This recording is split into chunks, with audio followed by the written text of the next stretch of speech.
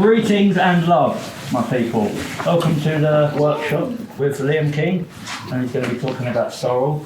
And this is one of our part of our main objectives here, to deliver free education to as many people as you can for as long as you can do this. Yeah. So I will now hand you over. Wonderful brother. Enjoy the workshop. Bless. Hello all, thank you for tuning in. I'm going to talk about which is by far my favourite plant in the whole wide world, although I don't tell the other plants. And that's sorrel, Latin name is Rumex acetosa, and it's part of the Polygonaceae family, which you might be familiar with as buckwheat and other similar things. Polygonaceae or polygonum comes from the Latin of poly meaning many and gonum meaning knees, or otherwise many seeds, because a lot of that family, they produce quite a lot of seeds, and some of which are edible.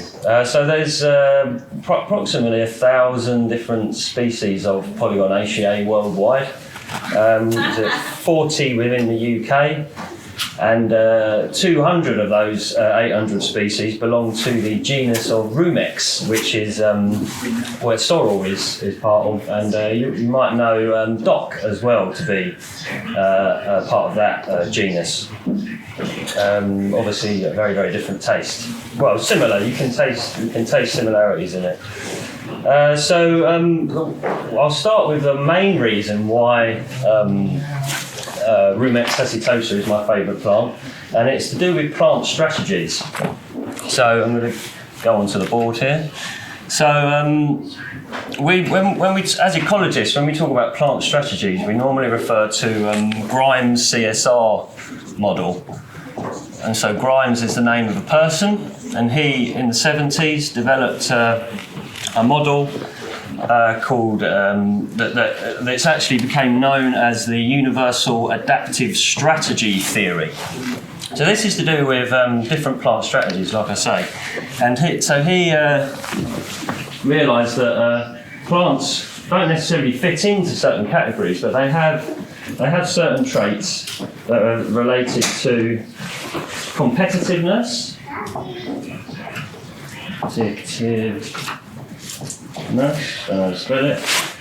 to stress tolerance, and rudorality.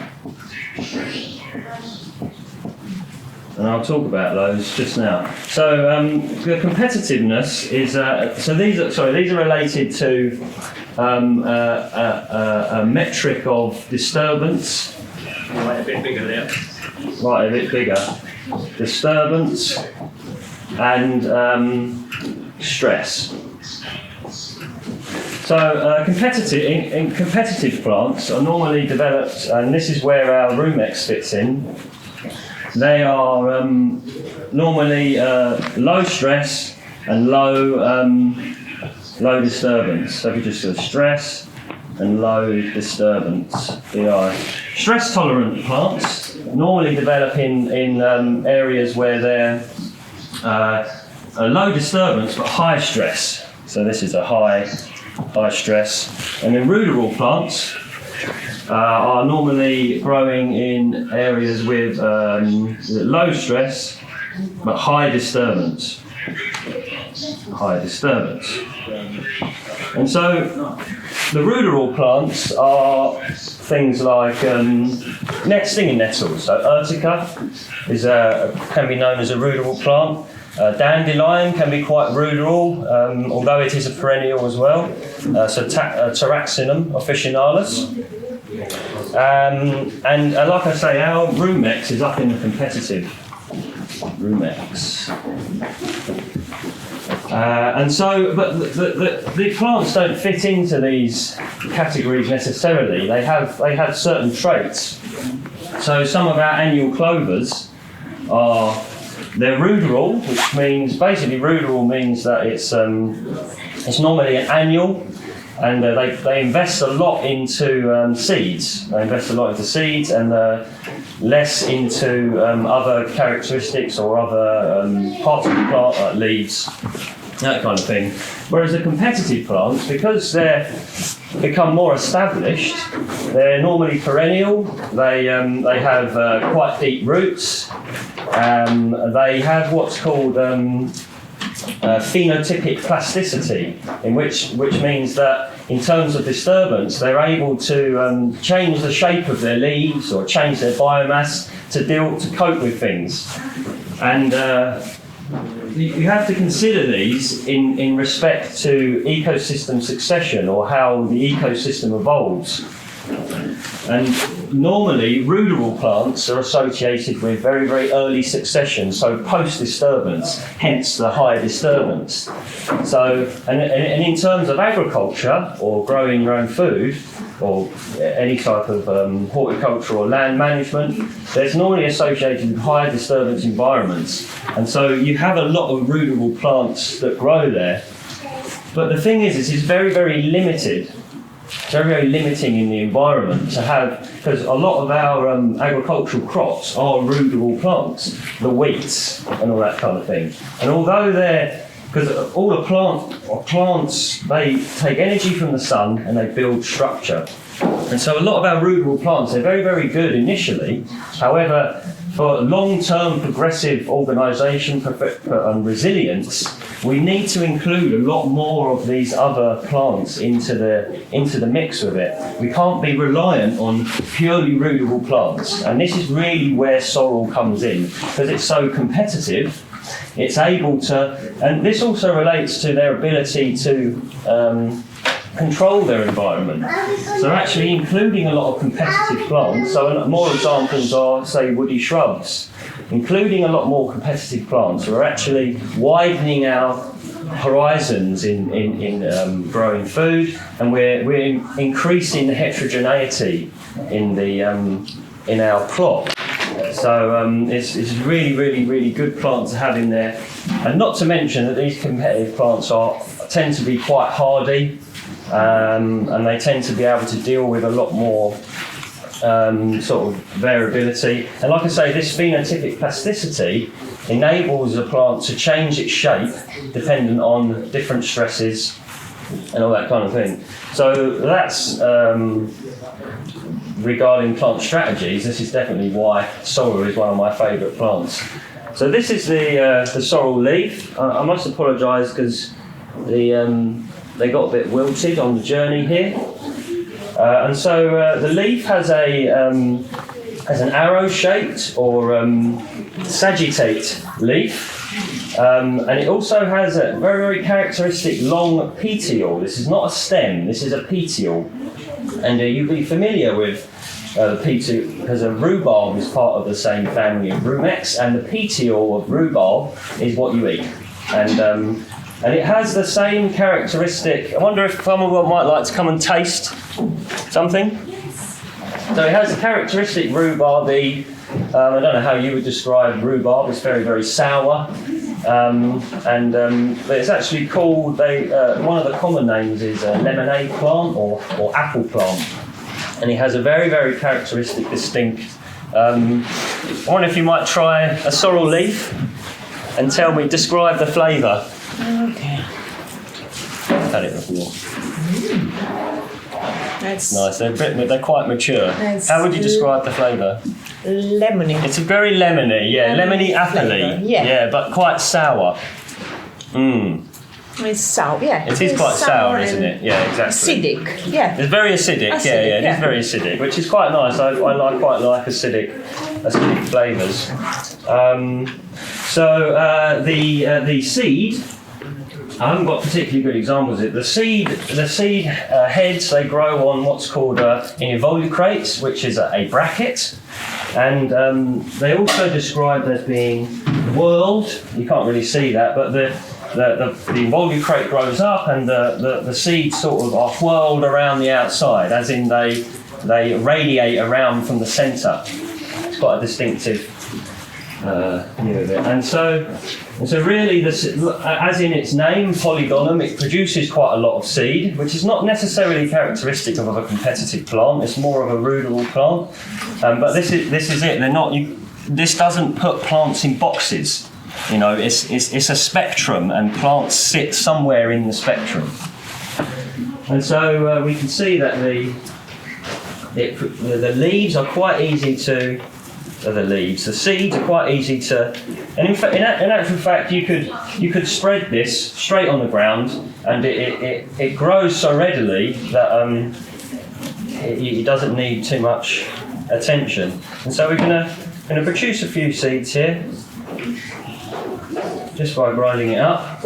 And so nowadays when I've been growing in pots and all that kind of thing, I've been just using pure soil, because without the need for expense on compost, without the need of even creating your own compost, pure soil is what plants are used to growing in. And so you can just take soil from the garden and sow your seed straight in. So I've created a bit of seed there. We're going to try and get away. This is not going to work because it's all wet.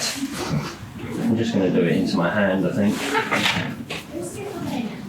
It's a little bit, they're a little small to see the seeds, but they're actually very, very interesting shape. They're sort of a three-sided, three-dimensional shape, very, very, very geometric. Not as round as any other seeds, really. And so we're just going to collect a few seed, and I don't know if you can see that. Yeah, you can see that there's quite a few seed there. And that can just go straight into the ground there. Nice and simple.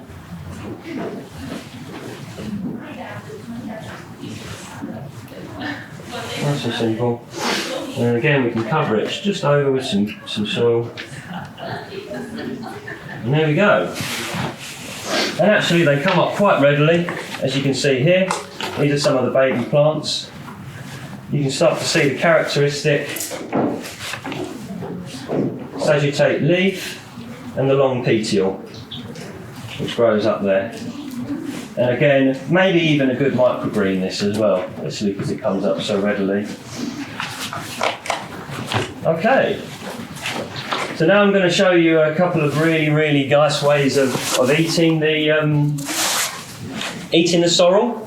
And one of the things I wanted to do right now is just to show you a little bit about canning, which is a really, really nice way to preserve it. Because as you can see, it does start to deteriorate quite quickly. I mean, this has even been in the fridge, so it does deteriorate quite quickly. Now with canning, it's a preservation technique that it just uses salt and water if you want to. And so we're going to take the leaves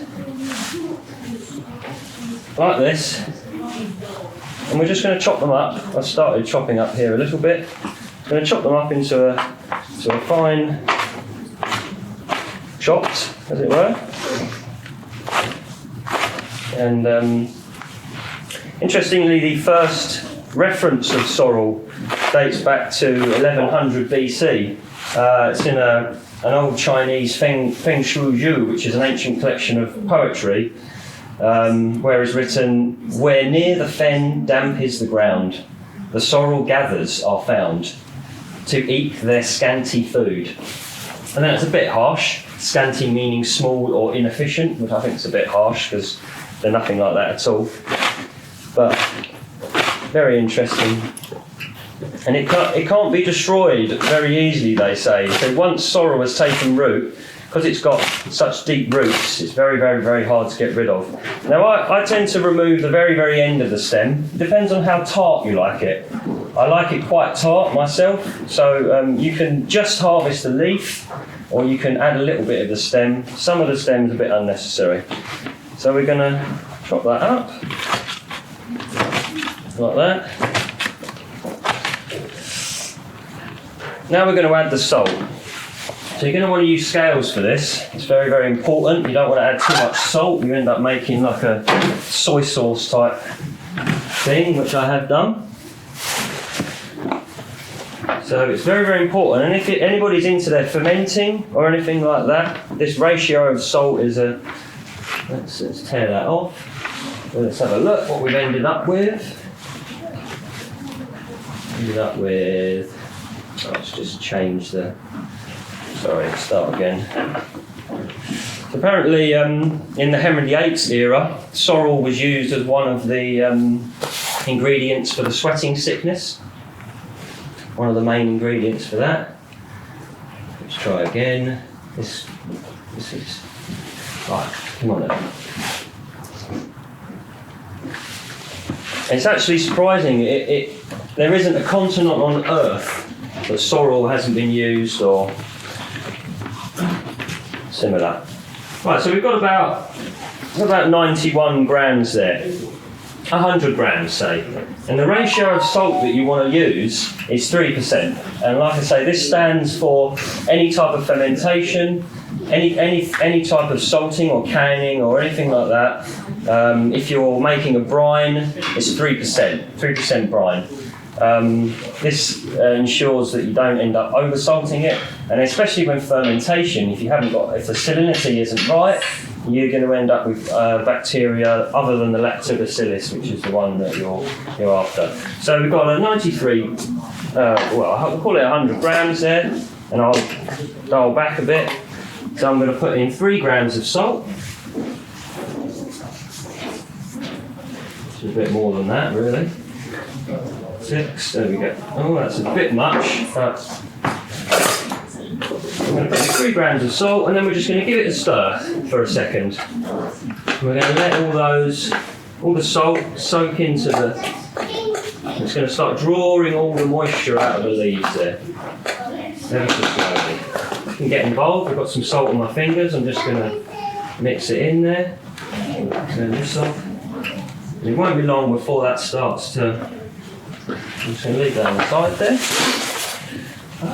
So I pre-sterilise my jar. Now I normally do this through do once with very hot water and a fairy liquid or similar, just to remove any of the oils.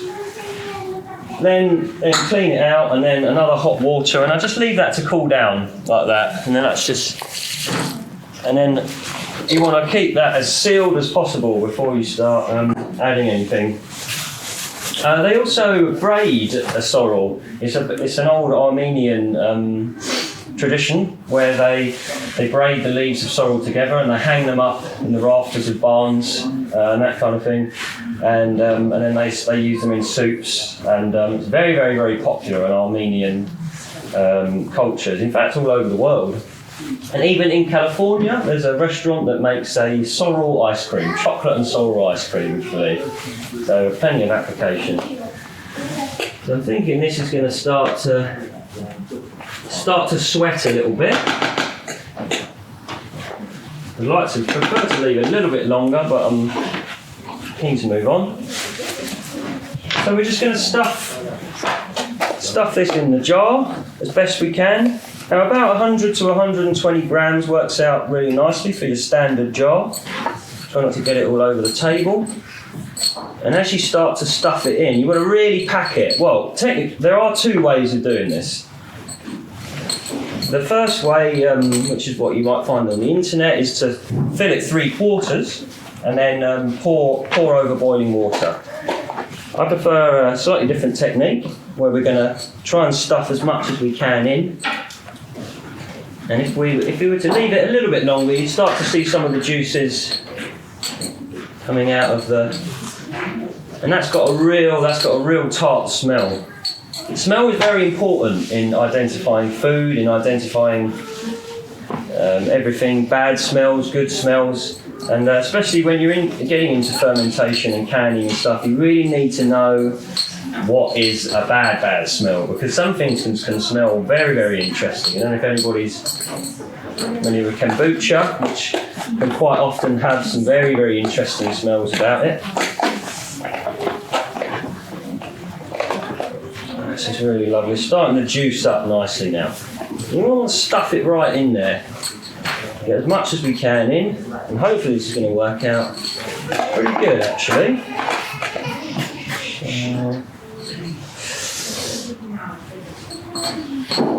A little bit more, and see this is my technique. Is slightly different to what you might find. I prefer to get as much as I can in there, as much as I can in canning. There's a bit of salt left over. Just pop that in. Probably get a bit more in there, to be honest. So maybe 120 grams would have been a bit better. Just starting to see the juice come out, not so much.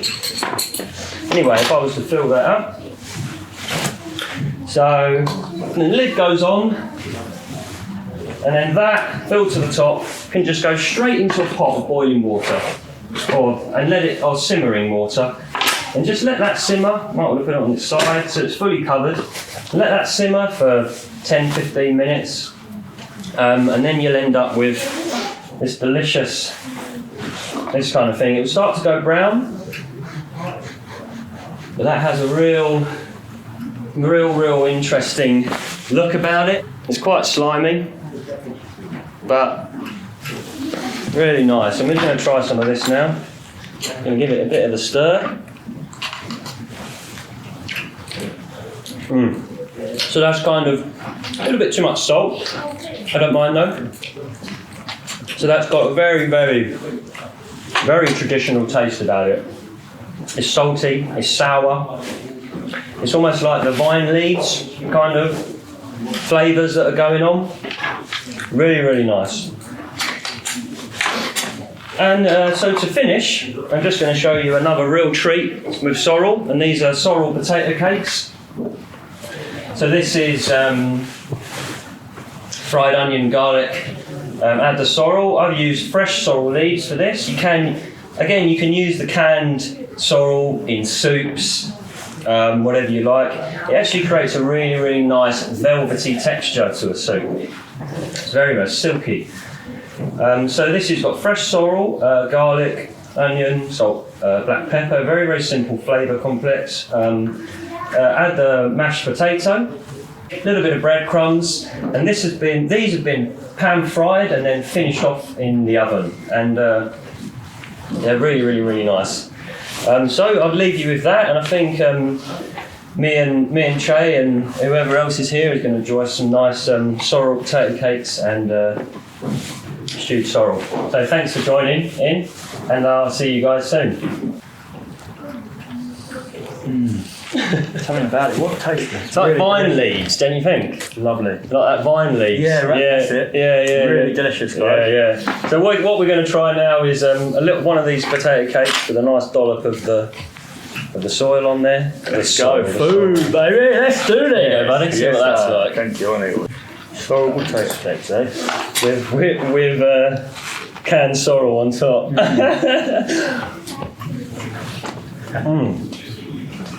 Oh, you're missing out, guys. Really lovely.